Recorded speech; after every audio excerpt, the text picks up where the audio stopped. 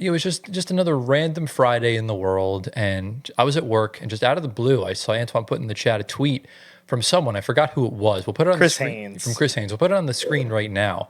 That the Memphis Grizzlies have parted ways with Coach Taylor Jenkins with only 10 games left until the playoffs. Yeah. That's wild. That's wild work. That's insane. Yeah.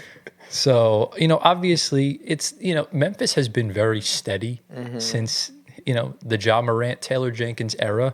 They've obviously crashed out in the playoffs to experienced teams, both times they were in it. So not really, the greatest display in the postseason, but it's clear in the regular season he was able to get the job done. Yeah. But this would have made so much more sense doing it at the end of the season in the summer.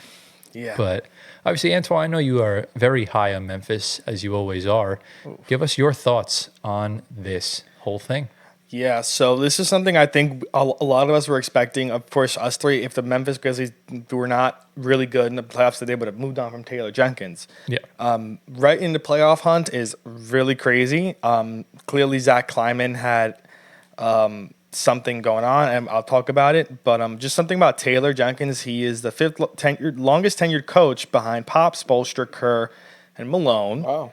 And they all won titles. He's the lone one that does not won a title. How many years has he been coaching? Do you know? He's been with Memphis for 6 years, 6 seasons. So yeah, pretty long. He's also the franchise leader in wins for the Grizzlies. He passed Lionel Hollins earlier this year. Wow. Coached the most games for Memphis. Of course, he had 3 playoff appearances, 1 second-round appearance. That was it. We didn't mention the interim coach, but I think it's pronounced Tuamis Lisalo.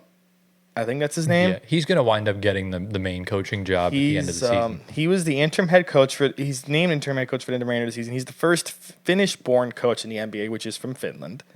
And also, pretty interesting, he joined Jenkins' staff only this season as a lead assistant before now being interim. Huh. Seems strategic to me. Okay. But very much so. A little backstory. So Zach Kleiman had Taylor Jenkins completely fire his assistant staff from last year and bring in a whole new staff. Yeah. And Lisalo was a part of the staff. So maybe something from Kleiman to just help him out. And I guess this was probably the guy from the beginning, but I digress. Oh, wait, pause. Who hired the Finnish coach? Jenkins. Jenkins hired him or the other guy? No, Jenkins brings in his staff. Interesting. Well, obviously, the owner and the GM make the hirings, but Taylor Jenkins, when you're the head coach, you get to call the shots. You pick your own staff because you're running the show. You need to pick people by your side to help you make your life easier and in turn make your players' lives easier.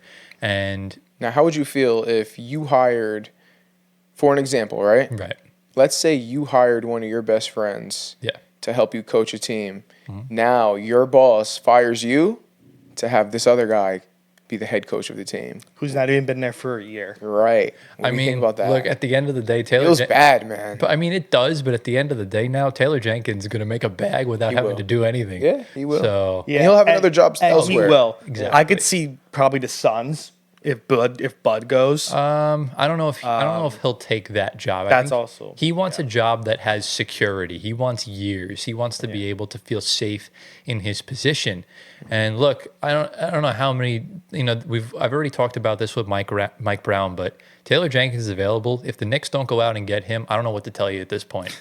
Because I mean, there's clear good coaches out there. I'm not saying Jenkins easily makes the Knicks a title contender, but better than playing your starters 45 minutes a night. 100%. Yeah, So- listen.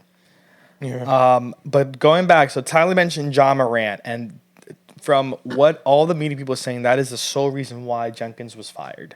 Wow. Zach Kleiman brought in Taylor Jenkins that Friday, as Tyler said, and they fired him on the spot. Happened on that Friday. They called him in, he was gone. So it wasn't like behind the scenes. It was that Friday, he was gone. So Tim McMahon on ESPN said on the Hoop Collective podcast that the decision to fire Jenkins was about optimizing Ja Morant. The Athletic then followed up this by saying that the reason why also this occurs is that Memphis leaned much less on the pick and roll, which was a point of contention as the season progressed. The team's floor general, which is Ja Morant, of course, was among those who were unhappy with this change. They added, when Morant was on the court, he complained about this new scheme. which takes the ball out of his hands and removes the screens he likes to use as a ball handler to make plays. And another source added that Morant's body language seemed to be up and down on a given night, in part because he hates the offense. Yeah, because there was no bad blood between him and Taylor Jenkins. He loves Taylor Jenkins, and he's sad that he's gone. It's just, I don't know why you decide to move on from the coach. Like, there should have been heart-to-heart conversations about the system. And, with all these trade rumors swirling around, like, you really need to, make these choices with a lot of thought, a lot of opinions. Because, I just, why are you doing this now? Do this a month ago. Don't do this right before the playoffs, especially when you legitimately have a shot. Like, if OKC somehow gets knocked out, Memphis could easily go to the finals. And now that Taylor Jenkins is out the door, I just can't see this happening. And the other problem, too, is that maybe, you shied away from the pick and roll because you don't have anyone that knows how to set a proper screen. Exactly. You had probably one of the greatest screen setters of all time on your team in Steven Adams, and then you traded him. That's your own fault. Jaren Jackson sets illegal screens like they're going out of style. Zach Edey's no better. So it's just like, what do you want them to do realistically? Yeah. So. Yeah. Yeah, man. I mean, what this is telling me is that they have a lot of faith in this interim head coach guy, right? Because you're not going to fire Taylor Jenkins, who's a proven coach that could win in the regular season, but maybe not in the playoffs, but he can win you games, right? Yeah, he can. He's a proven coach, but you're going to fire him more than halfway through the season. That tells me that they have a lot of faith and belief in this interim head coach. So, I don't know. We might have the next Greg Popovich over here. Who knows, I don't know. I mean, I don't know if Zach Kleiman read too much into the Ja Morant trade rumors and thought Taylor Jenkins was the culprit of this. And that's why maybe he heard something through the grapevine from maybe a league source or someone else. But you can verify the validity of that. Even though it's a source, Ja has to tell you himself, I want out. And if Ja hasn't said that, well, it gives you the means to think that he does. It's all hearsay until he does come to you. Maybe they want to see how Ja does in the postseason with this coach, and if he rises or falls. Yeah. So I guess that would fuel the trade rumors even more in the offseason if he does fail with Uafalo, I think, Lisalo. Then I guess, he's not the way, or I guess Ja does request out, or they gouge whatever they can get and move on. But look, I am a fan. I'm a fan of this. This might be kind of crazy, but sometimes you need to take risks in order to be successful. And I think Taylor Jenkins, I don't know if he was that guy for this team. That's fair. He reminds me a lot of another guy, JB Bickerstaff, who is, to me, very, very, look, this is my opinion. You don't have to take it as fact. Yeah. But to me, JB Bickerstaff and Taylor Jenkins fit that high mediocre coach. So they'll win you games in the playoffs. They'll do great not in the playoffs, the regular season. So they'll win you games in the regular season. They'll do good in the regular season. But when it comes time to winning games in the playoffs, they go to sleep. Look, I think at this moment in time, we can safely say that JB Bickerstaff has graduated from mediocre. You know what? He's almost there. And if he does something with these Pistons in the playoffs, like let's say they win a round, even that alone, that will convince me otherwise. Taylor about Jenkins JB. has won a round with the Grizzlies. No, but it's different. It's different. It's the first round. It's different. But JB Bickerstaff, the Pistons are the first team ever to triple their win total from last year. That's what I'm saying. That's why he's about to graduate. We'll see what he does in the playoffs. Yeah. And if I'm Taylor Jenkins and if I want to follow that Bickerstaff, I guess, model, if you want to have years of probably long-term control, you want to go to a team that's rebuilding, like Washington or New Orleans. If you're going to Sacramento, that's kind of a really just depends on messy what's spot. open. It really depends on what's open. I don't really know what's going to be open, to be honest with you. Yeah, I don't know. It could be anywhere. It's interesting. Oh, Chicago?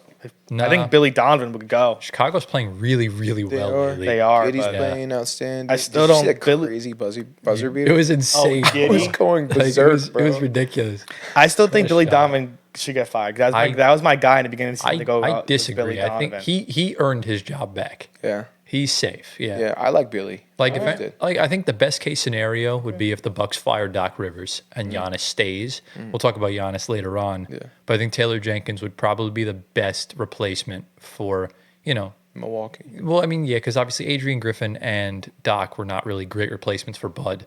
I think Taylor Jenkins Yeah. would be one of I those agree with guys. that. Definitely Okay. agree with that. Good right. take. I have no issues with that. I think he overstayed his time in Memphis a little bit, maybe like 1 or 2 seasons.